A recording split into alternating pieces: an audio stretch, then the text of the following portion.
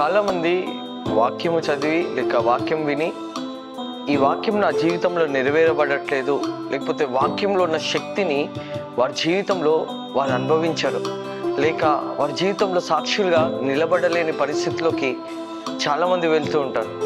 మరి వాక్యము పనిచేయట్లేదా, లేకపోతే do there is any process?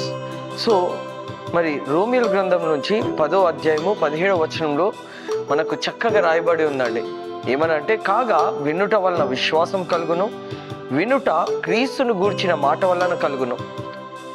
అయితే నేనేం చెప్పాలనుకుంటున్నానంటే, నువ్వు ఒక్కసారి వాక్యం వింటే, ఒక్కసారి ప్రార్థన చేస్తే నీ జీవితంలో ఏమాత్రం ప్రభావితం అనేది చూడవు, అద్భుతము చూడలేవేమో. కానీ మరలా వాక్యము రిపీటెడ్గా వినే కొద్దీ, వాక్యం రిపీటెడ్గా చదివే కొద్దీ ఆ వాక్యము నీ జీవితంలో పనిచేయడం స్టార్ట్ అవుతుంది.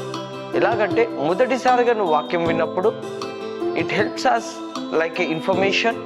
రెండోసారి నువ్వు వాక్యం విన్నప్పుడు అది నీ జీవితంలో రెవల్యూషన్గా నీకు ఉపయోగపడుతుంది. అండ్ మూడోసారి నువ్వు అదే వాక్యాన్ని తిరిగి ధ్యానించినా, తిరిగి చదివినా, తిరిగి విన్నా నీకేమవుతుందంటే మేనిఫెస్టేషన్ అవుతుంది.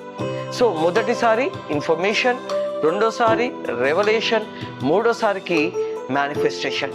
చాలామంది ఒక్కసారి విని ఒక్కసారి చదివి వదిలేస్తారు. లేదు, ఈరోజు మనము మరలా విందాం, ఆ విశ్వాసము క్రియారూపంలో చూపిస్తాం.